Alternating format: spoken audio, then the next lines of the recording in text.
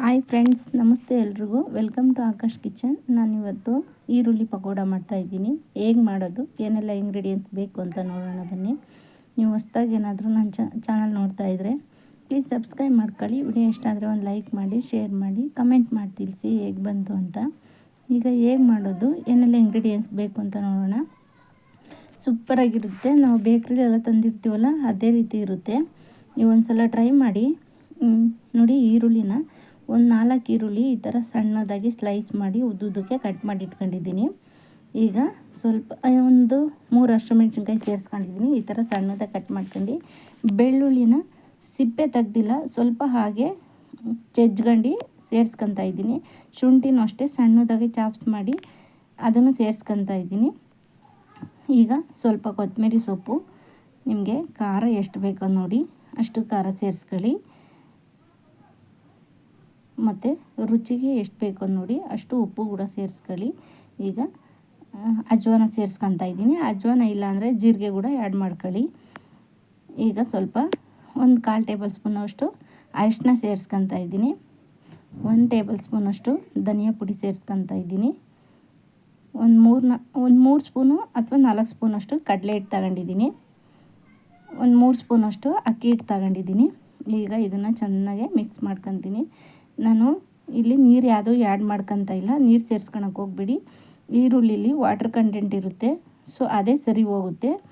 ಚೆನ್ನಾಗೆ ನಾನು ಇದನ್ನು ಮಿಕ್ಸ್ ಮಾಡಿ ಇಟ್ಕೊತೀನಿ.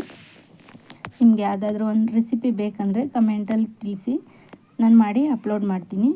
ನೋಡಿ, ಈ ರೀತಿ ನಾನು ಮಿಕ್ಸ್ ಮಾಡ್ಕೊತಾ ಇದ್ದೀನಿ. ನೀರು ಸೇರಿಸ್ಕೊಳಕ್ಕೆ ಹೋಗ್ಬೇಡಿ, ಈರುಳ್ಳಿಲೇ ನೀರಿನ ಅಂಶ ಇರುತ್ತೆ, ಸೊ ಅದೇ ಸಾಕಾಗುತ್ತೆ.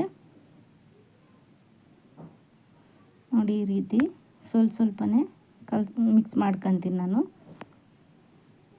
ನಿಮಗೆ ಅವಶ್ಯಕತೆ ಇದೆ ಅಂದರೆ ಮಾತ್ರ ಕೈಯಲ್ಲಿ ಹಾಗೆ ನೀರು ತಗೊಂಡು ಚುಮ್ಕಿಸ್ಕೊಳ್ಳಿ, ಇಲ್ಲಾಂದರೆ ಬೇಡ. ಈ ಥರ ಚೆನ್ನಾಗಿ ಮಿಕ್ಸ್ ಮಾಡಿಬಿಟ್ಟು ಒಂದು 2 ಮಿನಿಟ್ಸ್ ಬಿಟ್ಟರೆ ಅದರಲ್ಲಿ ನೀರಿನ ಅಂಶ ಎಲ್ಲ ರಿಲೀಸ್ ಆಗಿರುತ್ತೆ. ನಾವು ನೀರು ಆ್ಯಡ್ ಮಾಡ್ಕೊಳ್ಳೋದೇ ಬೇಡ.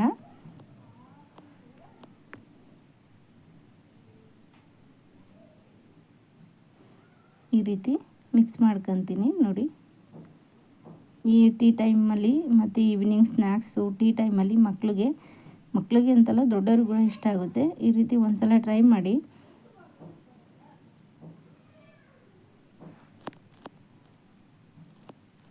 ಈಗ ಒಂದು ಪಾತ್ರೆ ಇಟ್ಕೊಂಡಿದ್ದೀನಿ, ಎಣ್ಣೆ ಸೇರಿಸ್ಕೊತಾ ಇದ್ದೀನಿ.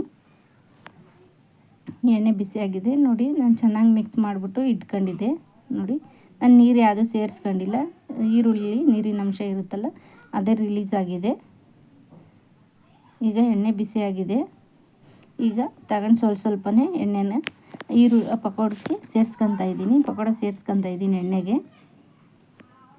ಈಗ ಹಾಗೆ ಬಿಟ್ಬಿಡಿ, ತಿರುಗಿಸೋಕೆ ಹೋಗಬೇಡಿ. ಒಂದು 2 ಮಿನಿಟ್ಸು ನಾವು ಇದೇನಾದರೂ ಇಟ್ಟರೆ ಒಂದು ಎಲ್ಲ ಬಿಡಿ ಥರ ಇದಾಗುತ್ತೆ.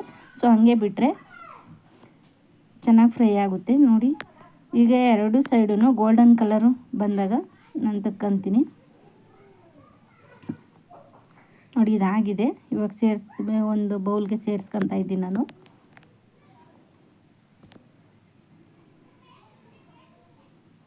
ಈಗ ಉಳ್ದಿರೋದನ್ನು ಅದೇ ರೀತಿ ನಾನು ಸೇರಿಸ್ಕೊತೀನಿ.